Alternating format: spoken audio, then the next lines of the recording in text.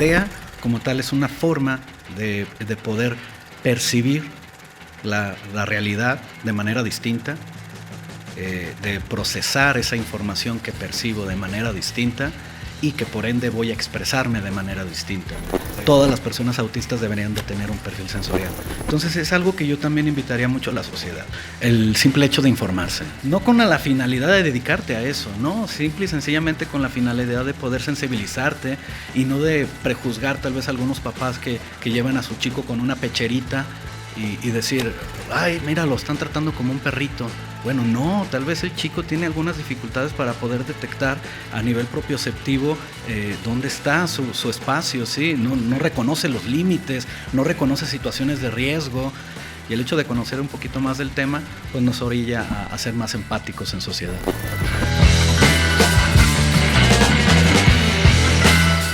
¿Qué tal? Bienvenidos al podcast de Edgar Ornelas. El día de hoy con un invitado muy especial, Hansel Ornelas. Pues me da mucho gusto tenerte aquí en el podcast. ¿Cómo te sientes? Muy bien, muchas gracias por la invitación, Edgar.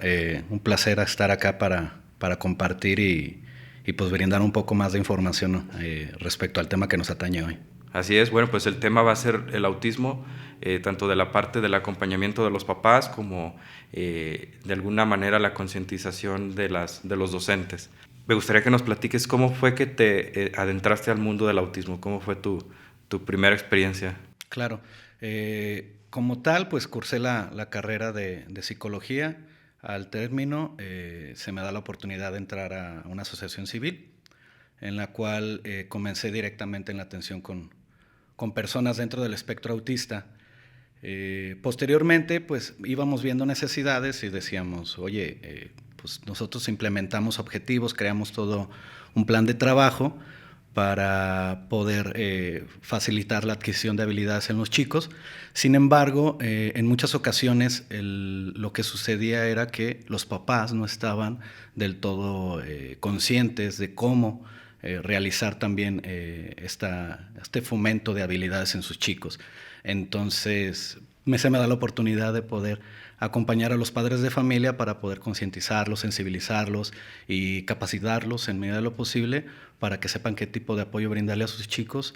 Y en ese entonces pues yo iba directamente al contexto real, iba a las casas de los papás, veía cómo era la dinámica, veía el ambiente, si había estructura, si había anticipación, un ambiente seguro para el chico.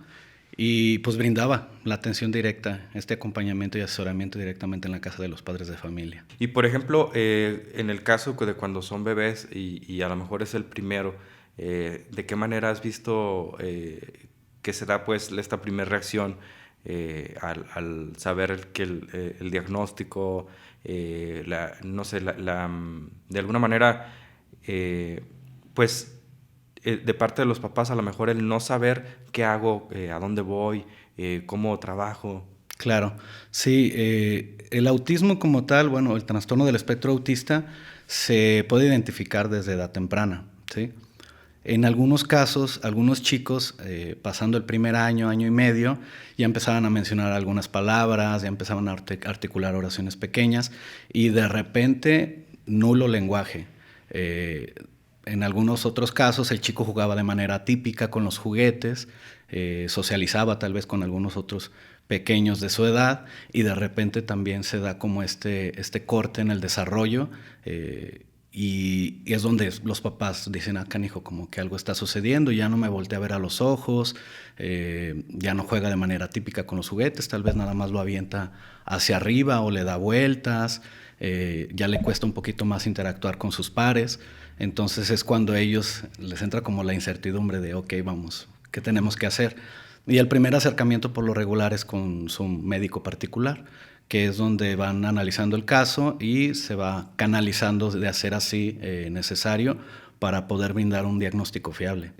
Posterior a eso, pues el más indicado para realizar un diagnóstico como tal, pues puede tener una profesión desde ser psicólogo, pediopsiquiatra, neurólogo. Sin embargo, sí es importante que tengan experiencia dentro del ámbito del trastorno del espectro autista. ¿Por qué? Porque como tal no hay un una cuestión médica que nos diga, ah, mira, sí tiene autismo. No, es mucho en base a pruebas que ya están estandarizadas y también mucho en base a la observación. Entonces, sí es a veces complicado llegar al diagnóstico fiable, pero una vez llegando al diagnóstico fiable, mi trabajo era principalmente el poder ayudar a los papás a entender qué es el trastorno del espectro autista, cuáles son sus características, porque cuando tú recibes un diagnóstico, en muchos de los casos los papás pues, pasan por un proceso de duelo. Sí. Y es complicado el asimilar que tu chico es diferente, y más por la información que a veces se brinda. A veces todavía se maneja como una cuestión médica patologizante, y los papás se abruman cuando te dicen tu hijo tiene TEA severo, y es como, ay, canijo, pues muy impactante para ellos.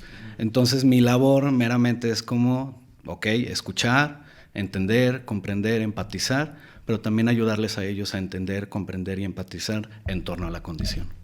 Y porque me imagino que tiene que ser un trabajo en conjunto, o sea, trabajas con el niño, pero también pues es importante que los papás vayan trabajando a la vez para que los dos vayan creciendo juntos en este proceso. Sí, claro. De hecho, en donde laboro actualmente tenemos un modelo de atención integral que viene refiriendo precisamente a lo que mencionas. Por una parte, sí está la atención directa con el chico para fomentar habilidades, ir pues brindándole estas herramientas que mejoren y tengan un impacto significativo en su calidad de vida. Sin embargo, también tenemos el área, por ejemplo, de atención familiar, que es en la que yo soy encargado, y también tenemos el área de evaluación y diagnóstico, donde tenemos personas certificadas, y también tenemos actualmente el área de capacitación y formación. ¿Por qué? Porque también nos veíamos implicados en impactar en otros contextos, no nada más directamente tal vez en el chico o en las familias. Ellos también tienen una vida en otros contextos, y el área de capacitación y formación pues va enfocada principalmente a poder sensibilizar y concientizar y capacitar a personal docente, por así decirlo, donde el chico va a esa escuela y tenga un espacio seguro, tenga esa empatía, tenga esa comprensión y los ajustes necesarios para que tenga pues un aprendizaje significativo. Son varios temas pues ahí que vamos a ir abordando. Me gustaría, bueno, porque este es el primer episodio en el que hablamos, que voy a hablar sobre el tema del autismo, me gustaría de alguna manera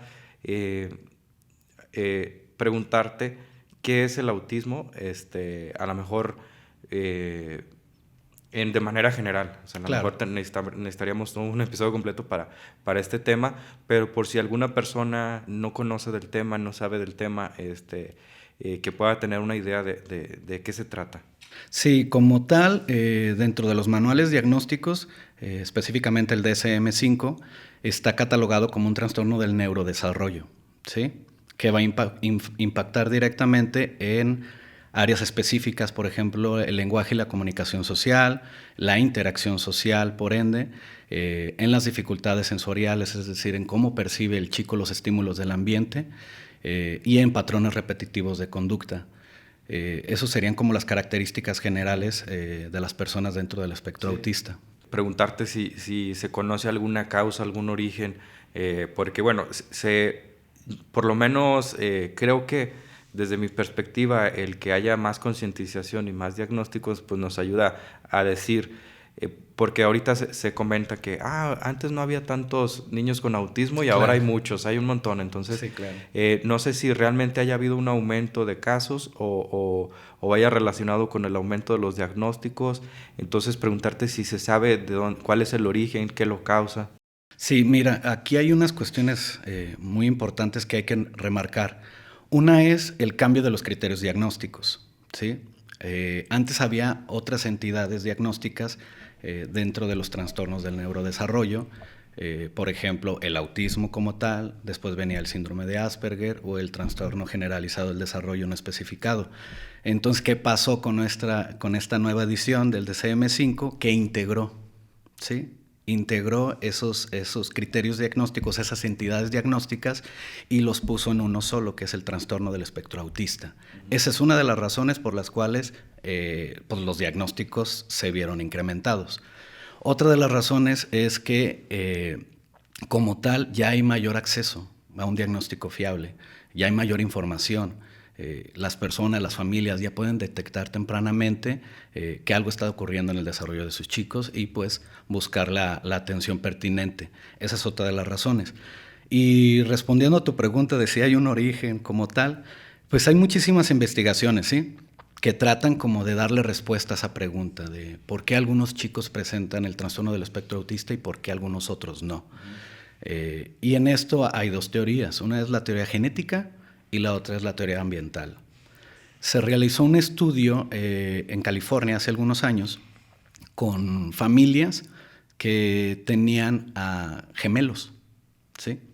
Entonces, este estudio se realizó por varios años y se dieron cuenta que alguno de los gemelos estaba dentro del trastorno del espectro autista, pero el otro no. Entonces, ese estudio arrojó pistas de que realmente había un factor genético, pero también había un factor ambiental, porque si nada más fuera genético, los dos tendrían que haber estado dentro del espectro autista, al ser gemelos idénticos. ¿Sí? Entonces se dieron cuenta que también hay un factor ambiental, pero al 100% aún no tenemos respuesta a eso de cuál es el factor determinante. Y, por ejemplo, he visto en internet que de repente donde haya una persona con autismo puede haber más integrantes de la familia con este tema también. Sí. Entonces, pues está interesante esta pregunta. ¿Y cuáles son los rasgos que podríamos notar en un niño para poder de alguna manera pues investigar más sobre el tema o acercarnos a un especialista? Sí, mira, desde pequeños, pues algo que tenemos que considerar mucho es la interacción directa tal vez con los padres de familia, que haya una respuesta recíproca a nivel emocional y esta se da tal vez con el contacto visual. Tú cuando a un bebé le sonríes y le haces caritas, el bebé tiene una respuesta recíproca a eso, ¿sí?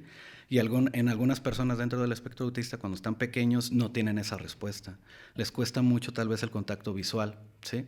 Otra es tal vez el aspecto del juego, de cómo juegan. Tú cuando le das un carrito a un niño pequeño, pues juega con el carrito y le da la funcionalidad para lo que fue hecho el carrito y tal vez hace hasta los ruidos, ¿sí? En algunas personas dentro del espectro lo que sucede es de que no juegan de manera típica con el objeto, ¿sí?, sino que le dan tal vez otra función para satisfacer alguna necesidad en ellos. La interacción social con sus pares también se ve afectada. Les cuesta muchísimo trabajo el iniciar la interacción y el mantenerla. ¿Sí? Sí. Por lo regular, muchos chicos lo que hacen es de que sí quieren o tienen la intención de hacerlo, pero no lo logran, entonces tienden a apartarse. Existe el mito de que las personas autistas pues no son sociables o que no les interesa socializar. Y la verdad es que no. Muchos sí tienen el interés de socializar, pero no tienen las herramientas. Entonces serían como esos rasgos que pudiéramos detectar desde edad temprana para poder decir, ok. Otro de los rasgos que se ve comúnmente son las cuestiones de las dificultades sensoriales. Muchas personas autistas tienen hipersensibilidad o hiposensibilidad. Sí. Hipersensibilidad, ¿qué significa? Que sienten en demasía los estímulos del ambiente y puede ser una hipersensibilidad auditiva. Y tú notas en tu pequeño que de repente empezó a llorar porque pasó una motocicleta o porque encendiste la licuadora. Entonces, esos también son rasgos. Otro es, por ejemplo, en relación a la hiposensibilidad, de que busca constantemente el estimularse, ¿sí? Puede ser a nivel táctil, golpeteando o tocando objetos. Otro también puede ser que pareciera que caminara sin sentido de un lado a otro.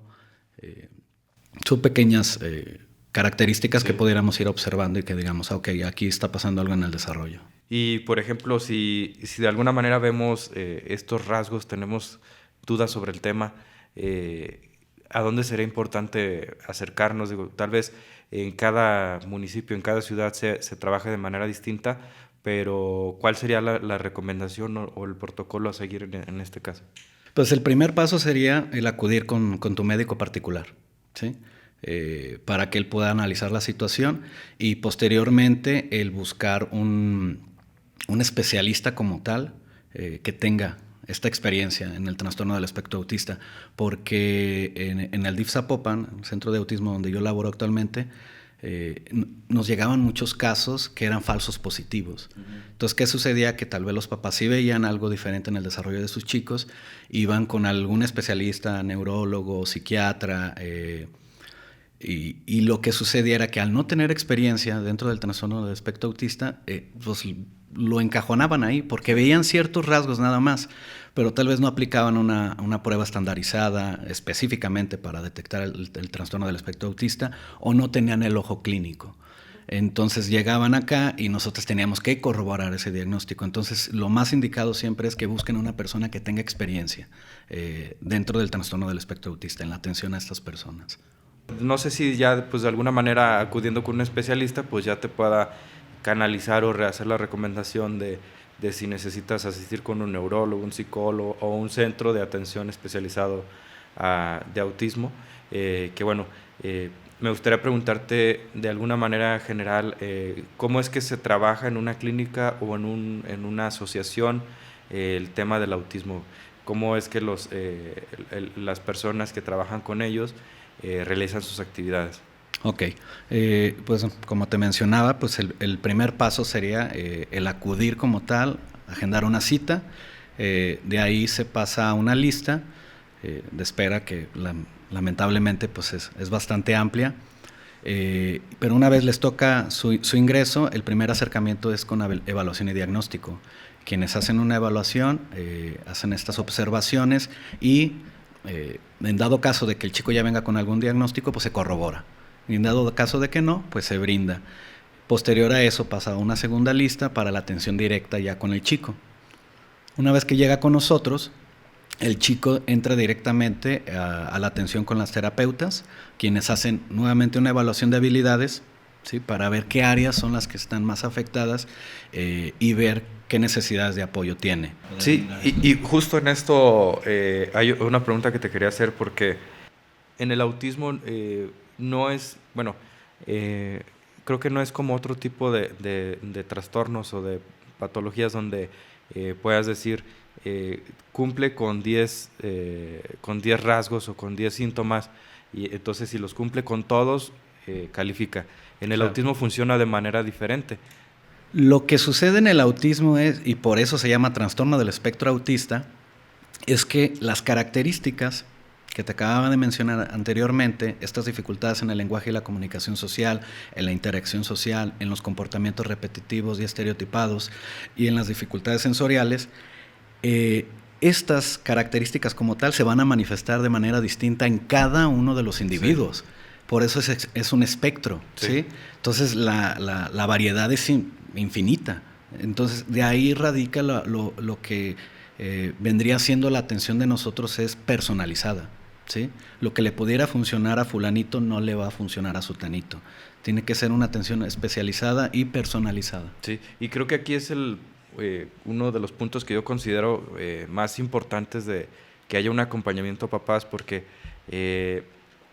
cada niño va a llevar un tratamiento o se tiene que trabajar de manera distinta. Entonces los papás no tienen como un instructivo de este instructivo funciona para todos los papás con niños con autismo. O sea, se tiene que analizar el caso, estudiarlo, trabajarlo, y ya poder de alguna manera tanto el papá los papás ir haciendo conociendo al niño para saber cómo trabajarlo, como en este caso pues las personas que trabajan con ellos directamente, que se le puede llamar como los terapeutas o... Sí, son terapeutas. Sí, como tal, a veces queremos como ese manual. Me pasa en muchos contextos. Me pasa tanto en algunas ocasiones con algunos papás y en otras ocasiones tal vez con educadores o personal docente. Y la verdad es que no existe un manual como tal, pero sí existe el poder generar una evaluación, un plan de trabajo, que eso es lo que nos da el norte para poder saber cómo brindarle estas herramientas y estas habilidades a los chicos. Y como te menciono, pues cada uno va a ser personalizado. Uno de los aspectos que a los papás a veces les cuesta un poquito más de trabajo el poder comprender, pues es el hecho de que no es una enfermedad, de que nadie tiene la culpa de que tu hijo haya nacido con esta condición, sí. Porque sí tienden principalmente por la sociedad, a veces la propia familia, la percepción que tiene en relación a la condición, pues genera todo en ellos todo un proceso que, si de por sí en algunos casos ya es difícil, muchas veces lo vuelven un poco más difícil. Y creo que tal vez dos de las preguntas fundamentales que se puede hacer alguien que pueda recién darse cuenta de que tiene un hijo con autismo es, la pregunta pudiera ser, ¿se puede curar?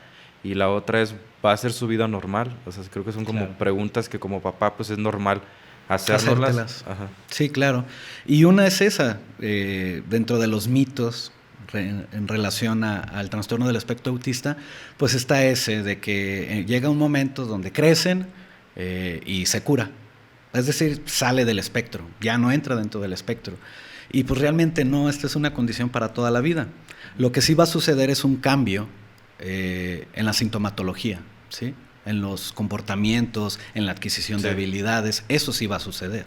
Y más si tiene una atención temprana. Y en relación a de si es una enfermedad, pues como tal, para que fuera una enfermedad tendremos que tener un origen conocido, ¿sí? Se ocuparía tener un tratamiento médico como tal, que no existe, y tendríamos que tener un pronóstico. Y como tal tampoco podemos dar un pronóstico, ¿sí? Porque cada chico avanza de manera distinta. Lógicamente aquel chico que tiene una atención temprana, se le brindan los apoyos necesarios acorde a sus necesidades, pues el pronóstico puede llegar a ser más favorable que aquel chico que tal vez recibió una atención hasta los 15, 18, 20 años con muchas necesidades de apoyo y no pudo desarrollar estas habilidades para tener una mejor calidad de vida. Me gustaría que nos platicaras si te tocó ver por ahí algún caso que te acuerdes de éxito donde digas, llegaron este paciente y tras 2, 3 años, 5 años, se vio el avance, se vio la integración, el cambio en la familia, que nos pudieras compartir. Sí, mira, nosotros la visión que tenemos como tal es de que lo manejamos desde pequeños grandes logros. ¿Sí? Es el trabajo del día a día. Sí, así es. Entonces, no nos marcamos una meta de aquí a 5 o 10 años en la adquisición de habilidades. No, lo vamos trabajando día a día para que si el chico posiblemente tenía alguna dificultad para poder comer solo, el simple hecho de que él ya pueda tomar la cuchara por sí solo, ya es un pequeño gran logro. Entonces es la forma en cómo nosotros lo vamos manejando. No es una visión hacia el futuro, de que digamos, bueno, con este plan de trabajo ya vamos a hacer la magia y en 10 años el chico va a tener pareja, va a estar casado, va a tener un trabajo, va a hacer esto, va a hacer lo otro. No lo manejamos desde esa perspectiva, lo manejamos desde una perspectiva de día a día, del trabajo constante. Y por ejemplo, ¿cuál es la diferencia entre atender a un niño a temprana edad o atender a un joven o a un adulto en grados de autismo pues ya más severo? No sé si sea más complicado o lleve más trabajo poder generar como estos pequeños cambios. Como tal, como te mencionaba, pues son las necesidades de apoyo, ¿sí? En un chico que tiene muchas necesidades de apoyo, pues lógicamente conforme va avanzando en edad, siendo ya adolescente o adulto, las necesidades van a ser muy distintas a cuando era pequeño y se vuelven en muchos de los casos algo complicado. ¿Por qué? Porque generamos hábitos como seres humanos.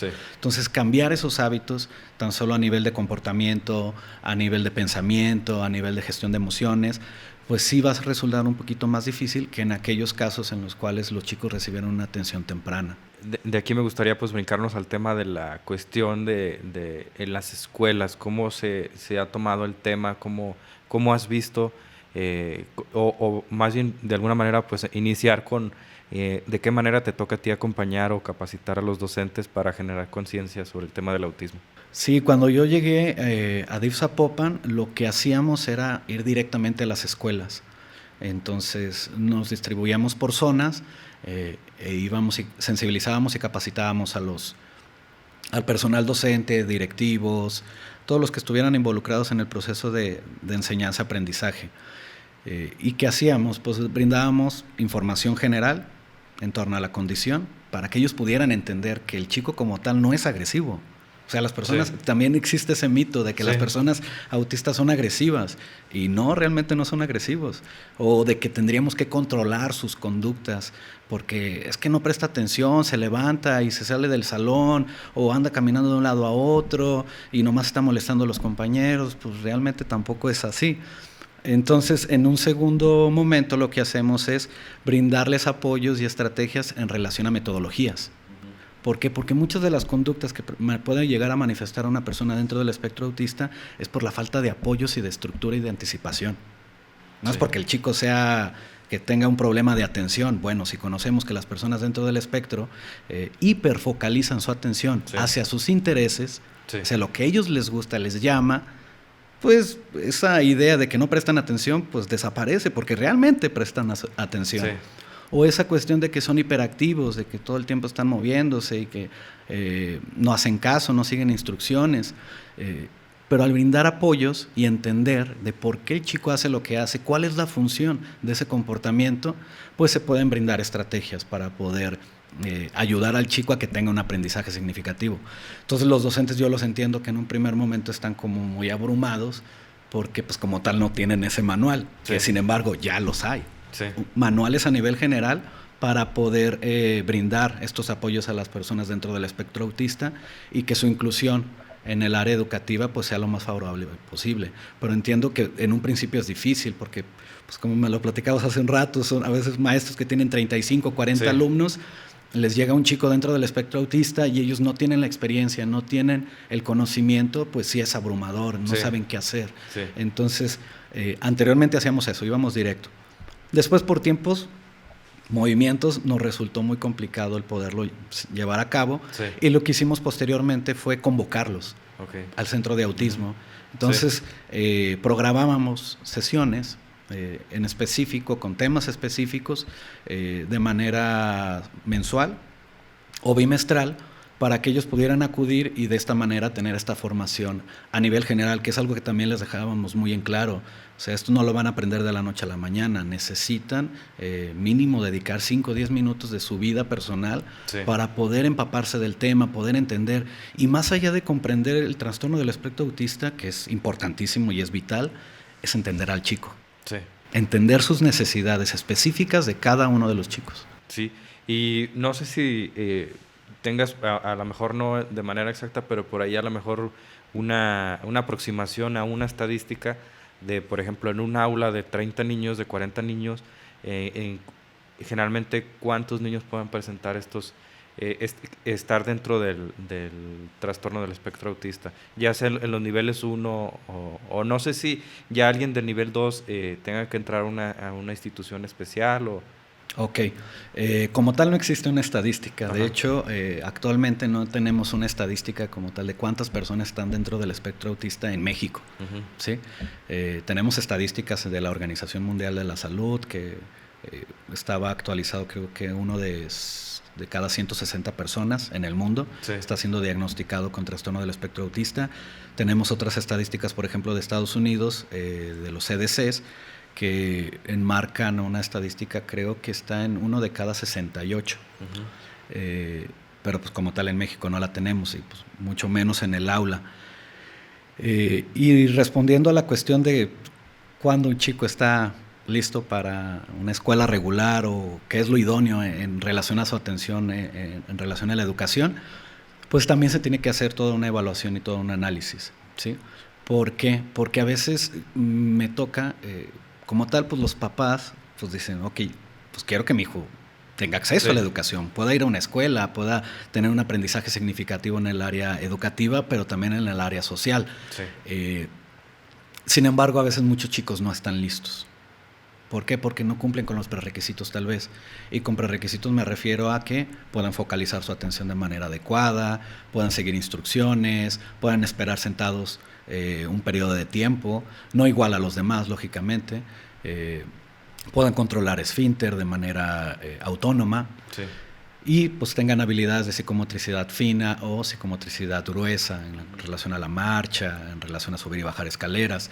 Entonces, cuando un chico no tiene esta cubierta, estos prerequisitos, pues lo idóneo sería en este caso pues el poder integrar un monitor o un maestro sombra, que sirve para poder apoyar al chico, ¿sí? Y generarle estas facilidades para la adquisición de conocimiento y de interacción con sus compañeros. Sin embargo, también en otros casos, pues lo idóneo sería el acudir a un CAM, por ejemplo, un centro de atención múltiple, sí, donde se dé una atención tal vez un poquito ya más personalizada y se fomenten este tipo de habilidades para que posteriormente pueda dar ese paso a la escuela regular. Sin embargo, tampoco es como de encajonarnos de que tiene que ser así. Sí. Cada caso se tiene que evaluar de manera específica y también tomando en cuenta al chico, qué se le facilita a él, porque no se trata de que vaya a la escuela y la pase mal. Sí, o que sea una tortura para él. Sí. Hay otras modalidades de educación. La pandemia nos vino a enseñar mucho de eso, de que hay otras modalidades de educación que podemos hacer uso de eso. Y como tal, pues el acceso a la educación es un derecho que ellos tienen. Sí.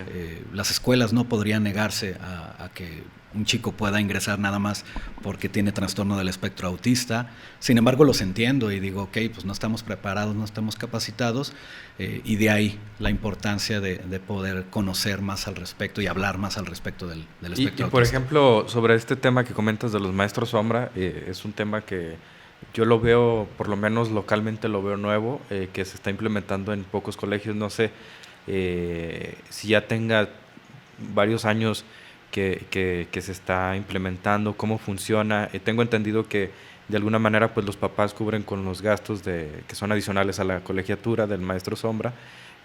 ¿Cómo es de alguna manera cómo funciona este programa?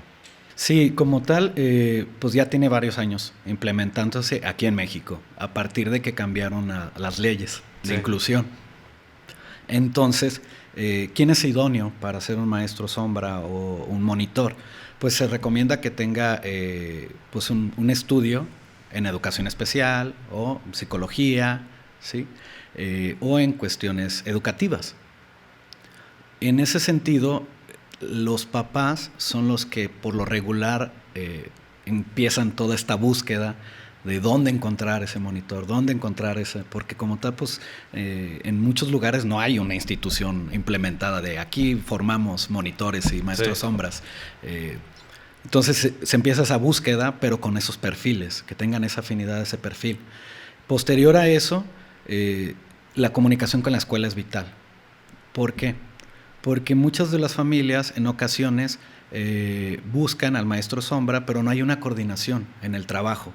Y por ejemplo, hay un área específica que se llama el programa USAER, que es la unidad de servicios especiales de atención a la escuela regular. Entonces ellos ayudan también y apoyan en el ajuste de estos programas, de estos ajustes razonables en relación a la currícula o en relación a la estructura del salón. Entonces el primer acercamiento por lo regular lo hacen los papás hacia los monitores. Si la escuela tiene un personal USAER, pues ya se buscaría como el buscar la forma de abrir los canales de comunicación con ellos para poder implementar los apoyos necesarios. Sin embargo, aquí también hay que puntualizar algo.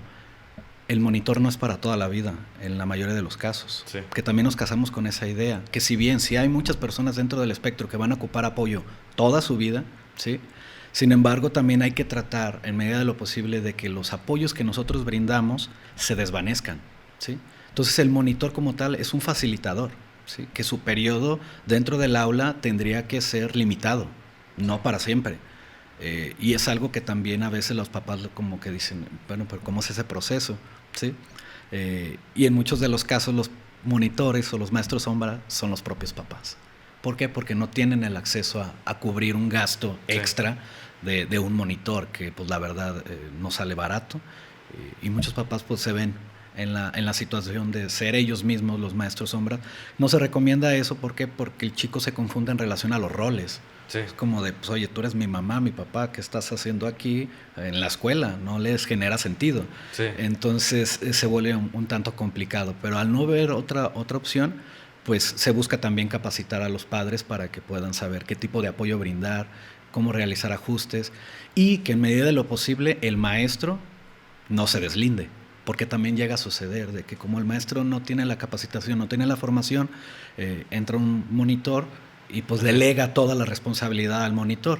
Y es lo que te mencionaba, siempre hay que tener como esos canales de comunicación abiertos y el estar dispuestos a generar ajustes. Sí, y quería preguntarte, porque mencionabas, bueno, que hay escuelas que se acercan a DIF Zapopan para capacitarse en el tema del autismo. No sé si de alguna manera las escuelas de los otros municipios de Jalisco tengan acceso a solicitar ya sea una videollamada, una capacitación, si se pueden acercar, porque me imagino que el DIF Zapopan de alguna manera pues es de los espacios más grandes en Jalisco donde se trabaja este tema. No sé o no sé si sea como en Guadalajara donde se pueda, de qué manera una escuela, un colegio que tenga el interés o la iniciativa pues por aprender más sobre el tema del autismo puede solicitar información. Sí, mira, como te mencionaba anteriormente, hasta hace algunos años, el centro de autismo de DIF Zapopan era el único del sector público en el estado de Jalisco. Sí. El único. Actualmente ya abrieron el DIF Guadalajara, ¿sí? Que también brinda atención a personas dentro del espectro autista y con algunas cuestiones de discapacidad intelectual. Se abrió otro en DIF Tlajomulco y está próximo a abrirse otro también en Zapopan. Sin embargo, actualmente, para responder a tu pregunta, pues bajo esas necesidades nosotros nos vimos pues en la tarea de poder generar una nueva área en el centro de autismo, que es la área de capacitación y formación. Entonces, si alguna escuela, alguna institución, porque no nada más también va dirigido a la escuela, también hemos capacitado y formado a personas tal vez del ámbito de la seguridad pública. Okay. Han ido también personas en ese ámbito. Porque hay una película,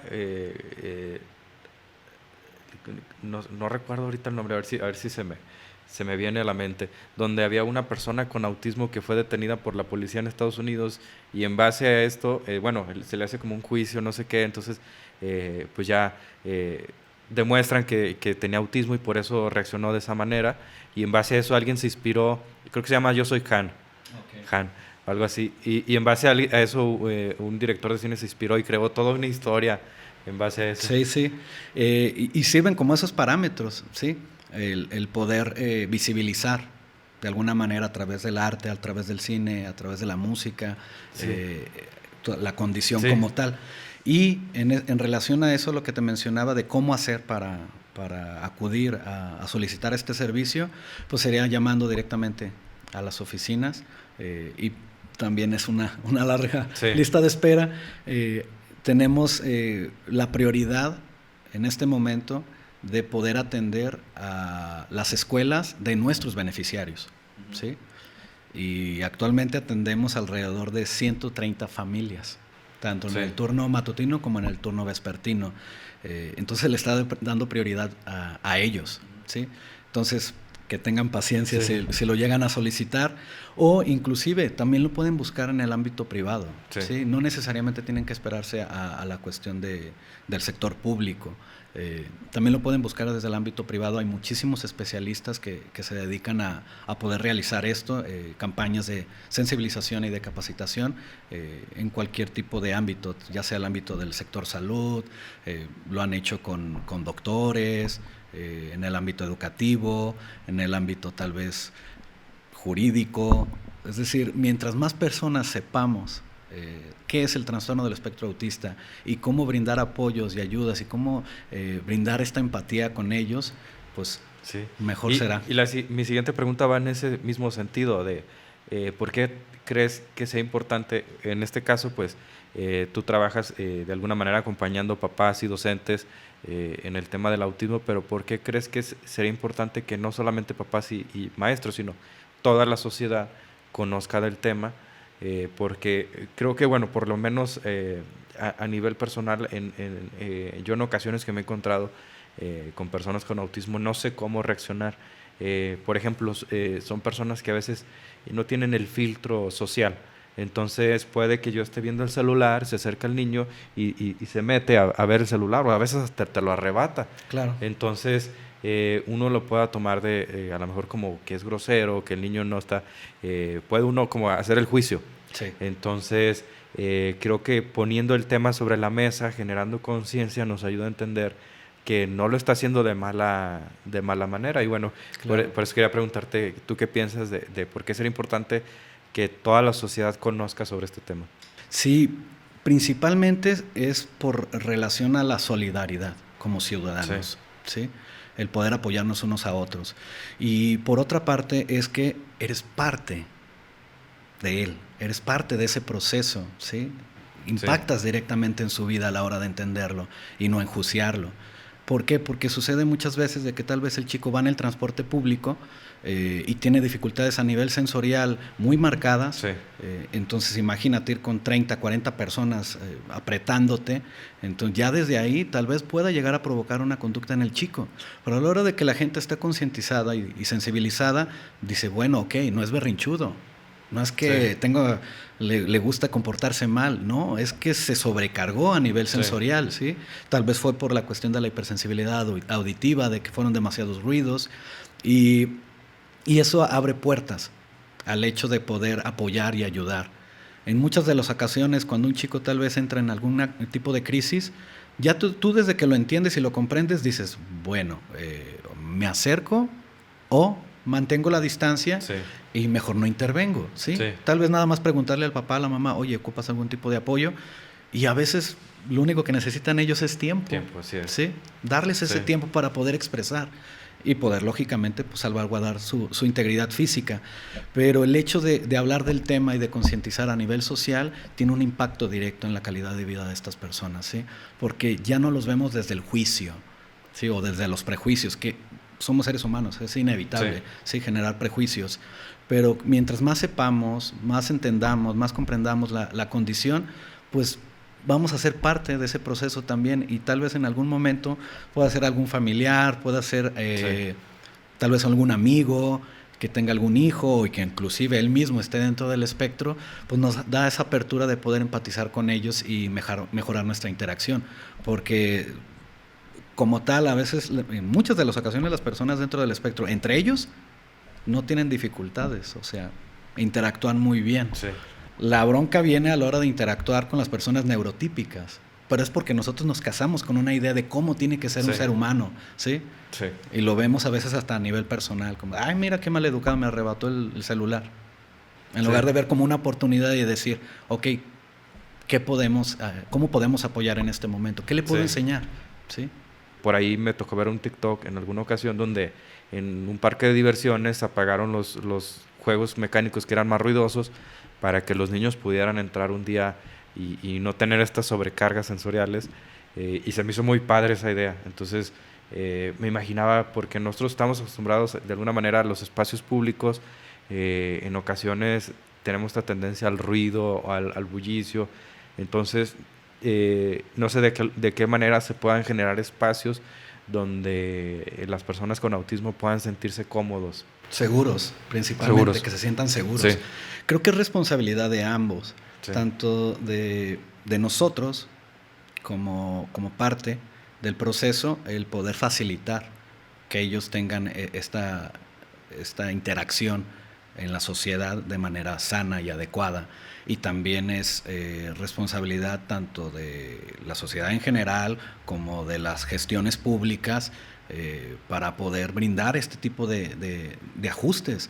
Conocí también de algún caso, no sé si fue en Argentina, un establecimiento de comida rápida, también realizó ajustes, conociendo cómo es el espectro autista. Y, ok, bueno, las personas dentro del espectro autista hiperfocalizan su atención hacia sus intereses y son mayoritariamente visuales. sí, Entonces generó apoyos visuales para aquellas personas que están dentro del espectro y pues que se les facilite sí, el poder acceder a este tipo de establecimientos y poder pues adquirir sus productos. Lo han hecho con supermercados, lo han hecho en muchos lugares. sí, Aquí en México pues todavía estamos como arrancando sí, en relación a esto, pero cada vez hay sí, mayores gestiones en relación a eso. sí, Tan solo en el área laboral, ¿sí? Ya hay empresas que como tal dan acceso a la neurodiversidad, ¿sí? A diferentes Sí. condiciones, para que puedan tener una mejor calidad de vida y lograr esta independencia y autonomía. De hecho, creo que en Japón implementaron también este tipo de apoyos visuales en relación a patrones para que los chicos puedan y se les facilite pues, el poder realizar su labor. Sí. Que dices, ok, es que yo aprendo de manera distinta, no aprendo Sí. igual que todos. Y cuando nosotros entendemos eso, pues somos parte de ese proceso. Actualmente ya ni siquiera se habla en algunos países de inclusión, porque no tendríamos que incluir nada, todos somos seres humanos. Sí. ¿Sí? Y bajo el paradigma de la neurodiversidad, pues es entender que todos somos diferentes, que ellos tienen características distintas Sí. y tienen necesidades específicas, claro que sí. ¿Sí? Y nuestra responsabilidad sería el conocerlas, el saber cómo apoyarlos, el saber cómo ayudarlos para mejorar su interacción dentro de la sociedad. Sí, y justo con el tema laboral que tocas, ya casi para concluir este podcast, hay una pregunta que te quería hacer porque he visto algunos videos en YouTube donde salen personas con autismo, donde sobresalen en sus trabajos, porque son personas que tienen este hiperfoco y pueden manejar números que cada persona es diferente, cada persona con autismo tiene diferentes fortalezas, pero mi pregunta sería en este sentido, en general, en tu experiencia, ¿qué has visto que puedas de alguna manera aprender o qué superpoderes, por así decirlo, ves en las personas con autismo? Porque de alguna manera nos enfocamos en los rasgos, en las cuestiones en las que hay que trabajar, pero también tienen ciertas cualidades, bondades que una persona neurotípica no tiene. Exactamente, exactamente. Sí, y diste un punto muy importante. A veces nada más nos enfocamos meramente en las dificultades que tienen las personas dentro del espectro autista y no tomamos en cuenta muchas esas fortalezas. Y una de sus fortalezas principalmente es esa, de que ellos generan patrones de la realidad, de su realidad, ¿sí? Entonces ellos aprenden en base a esos patrones y por ende hiperfocalizan su atención de mejor manera y por ende, si tal vez algún chico le interesa mucho, en algún momento me compartieron el caso de un chico de 5 o 6 años hablando de la historia del socialismo. Sí. Y es como de cómo un chico de 5 o 6 años te habla de la historia del socialismo, Sí. dándote datos certeros en cuestión a fechas, personajes históricos, eventos históricos. Sí. Entonces, y es precisamente por esto, porque hiperfocaliza su atención hacia sus intereses y lógicamente en base a eso se va a hacer muy bueno, ¿sí? Nada más que también tener en consideración de que estos intereses también pueden llegar a cambiar, Sí. pueden ir modificándose, acorde va avanzando el chico en edad y por eso es importante tener esta perspectiva del desarrollo, porque muchas de las veces decimos, es que al chico le gusta Dora la Exploradora, Sí. ¿sí? Y le sigue gustando Dora la Exploradora hasta los 18 años. Sí. La bronca es de que tú lo tratas o lo infantilizas nada más por ese interés. Sí. Entonces de ahí la importancia de que tengamos esa perspectiva también de decir, ok, son sus intereses, se va a hacer muy bueno en eso. No significa que sea súper inteligente como a veces nos venden la idea de, Sí. por ejemplo, en el de Big Bang Theory, Sheldon, Ajá. que nos venden la idea de que está dentro del espectro autista y que es una eminencia. Pues sí habrá personas que lleguen a ser así, pero no es el caso de todos, ¿sí? Todos van a tener, como tú bien lo mencionas, intereses particulares distintos y nuestra tarea sería identificarlos. Es decir, ok, a este chico le gusta esto, a este chico le llama la atención esto y en base a eso generar los ajustes para que el chico adquiera esas habilidades, ¿sí? Adquiera ese conocimiento que le va a impactar significativamente en su vida y que posteriormente tal vez pues diga, ok, a mí me interesó, no sé, los carros desde pequeño. Y siguió ese tema como tal, se mantuvo, los papás vieron en él ese interés y lo fomentaron, pues que continúe, ¿sí? Sí. Y que llegue hasta donde tenga que llegar, sin perder de vista el hecho de que tengan espacios seguros, que sean felices principalmente, Sí. ¿sí? Que sean felices, que disfruten de lo que hacen. Sí. Y bueno, ya iba a cerrar, pero nada más una última pregunta. Adelante. Porque creo que me parece muy importante. ¿De qué manera como familia podemos generar un espacio seguro para los niños con autismo? Porque a lo mejor en una clínica o en un espacio dedicado al autismo ya saben de qué manera hacerlo y a lo mejor ya bueno, por cuestiones de tiempo no podemos entrar directo o como más a profundidad, pero a lo mejor generalidades de como papás o como sociedad o como familia, podemos brindarles un espacio seguro. Sí, todo parte primero de conocer las características. Entonces, si yo sé que un chico dentro del espectro autista va a tener dificultades a nivel de comunicación y lenguaje, pues empezar a fomentar tal vez, habrá chicos que tal vez no vayan a poder articular palabras, y se les brinda comunicación alternativa y aumentativa, ¿sí? Entonces, cuando los papás ya saben eso, pues dices, ok, vamos viendo qué tipos de comunicación alternativa y aumentativa hay, utilizando los dispositivos tal vez electrónicos, la tecnología que existe actualmente, ya hay muchas aplicaciones. Otra sería, bueno, si yo conozco que una de las fortalezas de las personas autistas es mirar su realidad en base a patrones, pues vamos generando estructura. Voy generando tal vez en base al grado de abstracción y de comprensión de mi chico a nivel de pensamiento, pues una estructura tal vez con una agenda visual, ya sea una agenda de concretos, poniendo específicamente, concretamente los objetos, o con fotografías, o posteriormente con pictogramas. De esa manera estructuro su día a día, le doy un sentido a él, le doy certidumbre, porque muchas conductas también a veces se manifiestan por la incertidumbre, el no saber qué va a pasar, qué va a suceder. Y nosotros no tenemos el hábito como tal de la anticipación. Entonces muchos papás a veces me dicen, oye, ¿tengo que anticipar todo? Y es como de, sí. Sí, yo sé que muchas veces no podemos anticipar todo, pero en medida de lo posible sí anticiparlo todo lo que va a suceder, ¿sí? Tanto en el chico, mira, te está pasando esto, gestionarlo, ayudarlo a gestionar sus emociones, sus pensamientos y por ende su comportamiento. Pero en las situaciones del día a día, el poder estructurar su día a día, mira, en la mañana vas a hacer esto, después vas a hacer esto, y que el chico tenga esa estructura y esa seguridad de lo que va a pasar. ¿Sí? Serían como esos pequeños pasos, el ajustar tal vez el ambiente, que sea un ambiente seguro, que no tenga tal vez tantos estímulos a nivel visual, tener esa estructura también a nivel del ambiente, por ejemplo, que tú tienes aquí específicamente ciertos objetos que no van en ningún otro lado, están aquí. Y este es su lugar, ¿sí? Entonces, eso también le da mayor certidumbre a las personas dentro del espectro, el saber dónde están las cosas. En algún momento una mamá también me decía, oye, es que le digo a mi hijo, recoge tu cuarto. Un chico ya de 12, 13 años, adolescente, con habilidades de autonomía, pues ya adquiridas, pero dice, pero no lo recoge. Le digo, recoge tu cuarto y nomás no me hace caso. Le digo, pero ya te acercaste a preguntarle de por qué no lo hace. Tal vez ni siquiera el concepto de recoge le queda claro. Porque tal vez recoger, recordemos, el procesamiento de la información es concreto y literal. Entonces tal vez para él recoger es nada más. Pues ahí está, ya lo recogí. Sí. Entonces tenemos que ser muy específicos, manejar nuestro lenguaje, que sea propositivo, siempre proponer. Siempre nos enfocamos en el hecho de no grites, no corras, no saltes, no hagas esto. En lugar de proponerte lo que realmente sí puedes hacer. En lugar de decirte no corras, ¿por qué mejor no te digo, ven, camina de mi mano? ¿Sí? En lugar de decirte no grites, pues decirte, oye, mira, vamos a hablar bajito. ¿Sí? Siempre estar proponiendo, porque ellos es la forma en cómo procesan la información y te van a entender muchísimo mejor. ¿Sí? Que las instrucciones sean claras, no ser tan redundantes. Nosotros a veces somos... ¿cómo era ese término de cantinflas? De cantinflear. Cantinfleamos. Hablamos mucho, pero no decimos nada.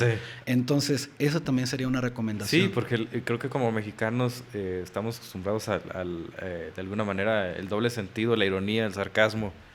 Exactamente. Entonces, estas personas somos, porque yo también estoy diagnosticado con autismo de alto funcionamiento, somos muy literales. O sea, se me hace curioso y me da risa esto que comentas claro. si me dicen recoge tu cuarto, yo era el de que pues no hay nada en el suelo, o sea, que recojo. Así es. Sí, claro, y el poder manejar nuestro lenguaje, de cómo nos dirigimos a ellos, cómo damos estas indicaciones, estas explicaciones, también pudiera llegar a mejorar en mucho la interacción con ellos, la comprensión, la empatía, y que pues accedan a poder tener esta experiencia de aprendizaje, porque a veces también la experiencia de aprendizaje la hacemos muy aburrida y monótona, entonces no le genera ningún sentido al chico.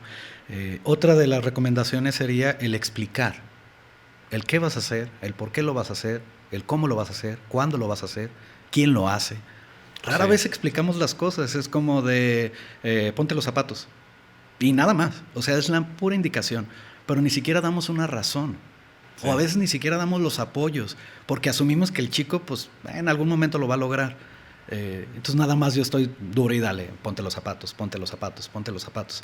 En lugar de detectar y decir, ok, bueno, vamos viendo que, ¿por qué no accede a ponerse los zapatos? Sí, así es. Tal vez le aprietan, tal vez no le gusta ese color. También el tema de la hipersensibilidad, a lo mejor haya que siente alguna piedrita o algo que le raspa y como no puede, no sabe comunicarlo. Exactamente. Entonces, sí, y en resumidas cuentas, el TEA como tal es una forma de poder percibir la realidad de manera distinta, de procesar esa información que percibo de manera distinta y que por ende voy a expresarme de manera distinta. Entonces cuando yo entiendo eso digo, ok, bueno, a lo mejor los zapatos no se los quiere poner por una cuestión sensorial a nivel visual, el blanco no le gusta, no se identifica con él. Sí. Bueno, vamos buscando unos negros, sí, tal vez con eso sí. Entonces darle como esas oportunidades a los chicos y de poder ir generando tal vez este perfil sensorial en relación a la alimentación, no obligarlos a comer cosas. No, aquí no te levantas como nos enseñaron a nosotros, no te levantas hasta que te lo termines. Oye, espera, vamos viendo qué tal. Y también es hipersensible a nivel de gusto, ¿sí? Olfativo. Sí. Son sensaciones que para nosotros en algunos momentos tal vez son como muy naturales. ¿Cómo no te vas a comer una manzana? Bueno, espera, vamos analizando por qué no se quiere comer esa manzana. Tal vez es la textura, tal vez es el color. Muchos papás me dicen, oye, pero es que les gustan las puras chucherías. No, espera, no es que tanto que les gusten las chucherías. Es que, por ejemplo, en relación a las cuestiones sensoriales y la forma en cómo ellos perciben, los alimentos procesados por lo regular no cambian. Sí. Son iguales. Sí. Eso me da certidumbre. Sí. Así es. Se ve, sabe y huele igual siempre. Sí, porque son de rutina. Generan rutinas, ¿sí? Entonces, y cuando hay un cambio en la rutina, para ellos les cuesta trabajo adaptarse a... Exactamente. Y esa misma situación se presenta en diferentes contextos. Entonces, ¿por qué no quiere comer verduras? ¿Por qué le cuesta tanto trabajo las frutas? Bueno, porque todas las verduras y todas las frutas, aunque sea una manzana no existe igual en el mundo. Todas son diferentes. Si ya está pasadita, tiene un sabor distinto. Si no está si no llega a un grado de maduración óptima, tiene un sabor distinto también, que le decimos que está verde. Sí. Entonces todo eso para ellos, integrar esas sensaciones es complicado. Entonces sería otra recomendación que les haría a los papás, el no obligar a sus chicos en relación a eso. Tal vez las texturas. Oye, es que no se quiere poner el pantalón de mezclilla. Bueno, sí, es que para ti tal vez es como ponerte seda, pero para él es como si le pusieras lija. Sí. Entonces también recomendar el asesoramiento con un terapeuta ocupacional con especialidad en integración sensorial para que elabore un perfil sensorial de las personas autistas. Sí. Todas las personas autistas deberían de tener un perfil sensorial, porque eso les va a ayudar a mejorar su calidad de vida y a conocerse y entenderse. Es decir, bueno, es que no soy chocante. Sí. No es que sea chocante, no, pues es que tengo dificultades sensoriales, percibo la realidad, los estímulos de manera distinta y no tiene nada de malo. Así es. Bueno, pues te agradezco mucho el habernos compartido tu experiencia. A título personal, pues te felicito. Gracias. Y pues me da mucho gusto el poder conocer un poquito más de a qué te dedicas, el ver sobre todo de alguna manera la pasión que tienes por este tema y la dedicación que creo que de alguna manera pues te ayuda a sentirte autorrealizado, o sea, de que es un trabajo que aparte de que pues tiene su remuneración, pues me imagino que personalmente pues te llena de satisfacción el ver los casos de éxito, el ver los casos de avance, el generar la conciencia en la sociedad. Se me hace muy, muy chido que estés trabajando en este tema y gracias. Y te felicito. Igual, no sé si te gustaría agregar algo más, algún mensaje final. Pues nada, agradecerte muchísimo el espacio, cuando gustes. Y sí, como lo dices, es algo que me apasiona, me encanta, todo esto lo relacionado al trastorno del espectro autista. Como tal, no me considero un especialista porque en esto no te especializas. O sea, todo esto está cambiando tanto, tan rápidamente, que tienes que estar renovándote, ¿sí? Por ejemplo, los criterios diagnósticos. Entonces, es algo que yo también invitaría mucho a la sociedad. El simple hecho de informarse, de darte 5 minutos en el día y decir, ok, hoy escuché esto en el podcast de Edgar Ornelas, vamos viendo de qué va. Sí. No con la finalidad de dedicarte a eso, ¿no? Sí. Simple y sencillamente con la finalidad de poder sensibilizarte y no de prejuzgar tal vez a algunos papás que llevan a su chico con una pecherita y decir, ay, mira, lo están tratando como un perrito. Bueno, no, tal vez el chico tiene algunas dificultades para poder detectar a nivel propioceptivo dónde está su espacio, ¿sí? No reconoce los límites, no reconoce situaciones de riesgo. Entonces, no hablar también tan fácilmente de decir, es que lo hacen por esto. No, tal vez el chico tiene algunas dificultades. Y el hecho de conocer un poquito más del tema, pues nos orilla a ser más empáticos en sociedad. Así es, bueno, pues muchas gracias y gracias un gustazo haber podido documentar esto en el podcast. Queda ahí para el recuerdo. Muchísimas gracias, aquí estamos. Muy bien, pues les agradecemos a las personas que de alguna manera han seguido todo el contenido de este podcast. Igual, si quieren mandar un saludo o sugerir algún tema en especial, pueden dejarlo aquí en los comentarios o mandarlo directamente a mí en mis redes sociales. Gracias.